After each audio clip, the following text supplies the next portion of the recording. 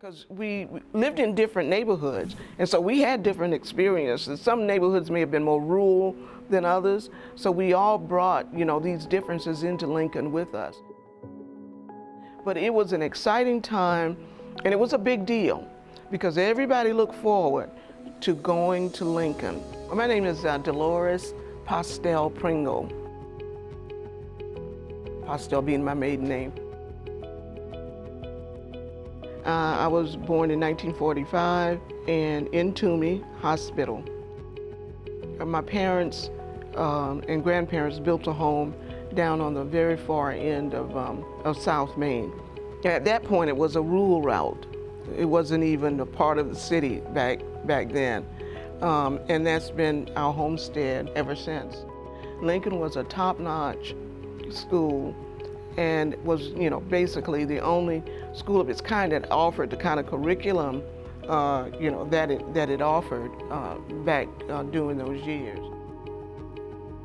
Each one of our neighborhoods here in Sumter, African-American neighborhoods, had what we call feeder schools, where they fed children into Lincoln. All of us coming from these different neighborhoods and being fed into Lincoln, it was sort of like an explosion. They didn't have the materials. We always got the hand-me-down books from the White High School, but they would not let us use those books until we cleaned them up. And of course, there would be little messages and things like that written in the books, little mean things, because they knew that we were going to get those books. So the first day of school at Lincoln was devoted to cleaning up the books. And I'll never forget the big thick erasers that they would give us, and we had to erase everything in those books that were written in there. We just had incredible teachers who worked against great odds. A lot of people don't realize that one of the things that Sumter as a town is really noted for is producing Black civil rights attorneys. We had a reputation for having some of the best civil rights attorneys in the state. And for some reason, they gravitated to Sumter.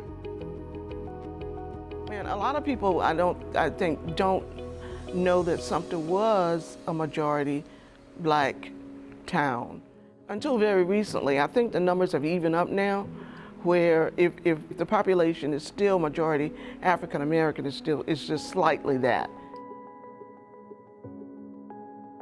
I was always taught by my parents to know where you came from. In my generation, in my parents' generation, your grandparents' generation, your parents' generation, they will always want to know who your people. Who your people. Well, you extend that even further to know collectively who you are. What did you come from? What kind of history, what kind of background, what kind of place do you come from? Because again, that helps to shape you. And I want kids to know that they come from in Sumter, that they come from a very special place. History of people who, again, own their own businesses, own their own homes, received an education, served their country in the military, Air Force, and in the Army, and some of them went to the Navy, and were very proud of it.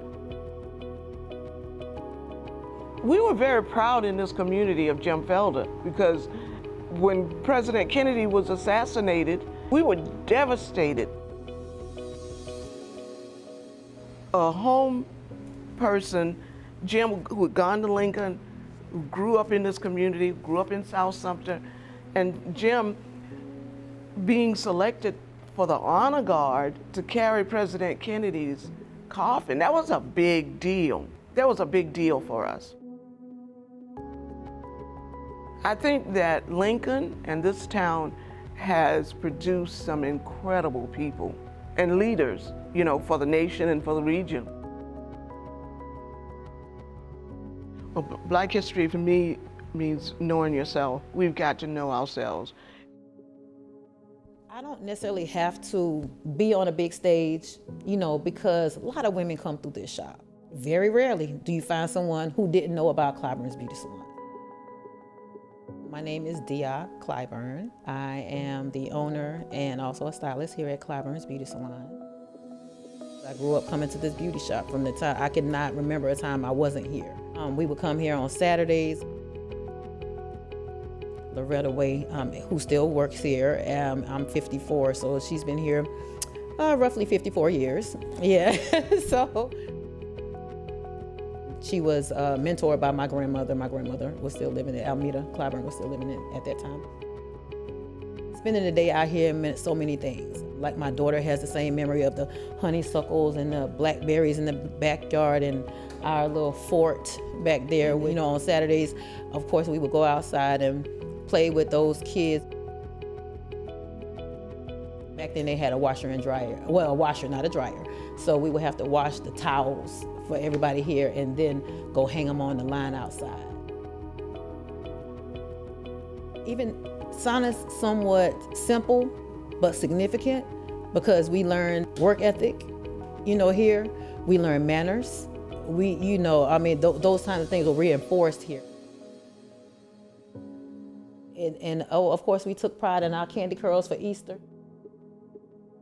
On Easter weekend, Friday, Saturday, or really starting on Thursday, but Friday and Saturday, these ladies will work till 2, 3 in the morning, be back up here on Saturday morning at 6, 5 and 6 o'clock doing more hair, and the candy curls going out of the door like you wouldn't believe. And but everybody had a sense of pride about that. The actual business was founded in 1950, so we're actually celebrating 75 years this year in August. Yeah, so hopefully, we'll be having an event to signify that our 75 years. Well, interestingly enough, this particular photo was taken right here in the salon. Taken in 1965 when this particular building was built. This is when when she finally got her own building, my grandmother. The first salon was in the house, and there was a house fire. And then the other one is like a couple of blocks down, Walker and Liberty. Her whole focus was to make sure that other people did well too. So she would go to rural areas, find young ladies who didn't really have a trade or didn't really have a significant path, bring them here to Sumter, allow them to live with her while she put them through beauty school, brought them here to train them, and after a year or two, like, okay, now go open your shop.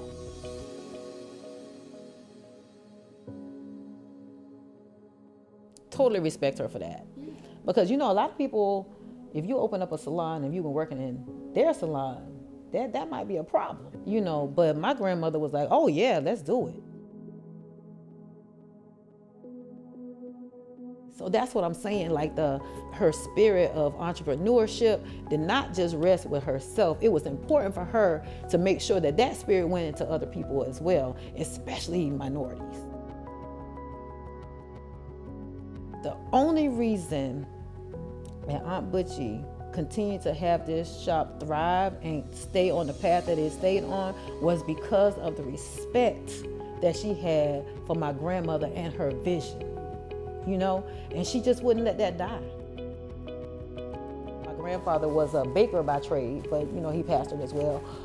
So he used to make his own ice cream, and his baking skills were top notch. I loved his flapjacks. But they were entrepreneurs. My grandmother was an entrepreneur, especially for an African American woman in that era. To have more than one business was kind of unheard of, and she died at 55. So let's be clear, that's pretty much my age now, because I'll be 55 this year. So that is crazy to me that she had the mindset that she had during that era. My grandparents had the beauty salon, they had a restaurant, and they had a laundromat. They were doing it. And Miss Ida, she's an ancestor now as well. She was like, girl, if your grandmother had lived, she would have owned Liberty Street. That's the vision she had.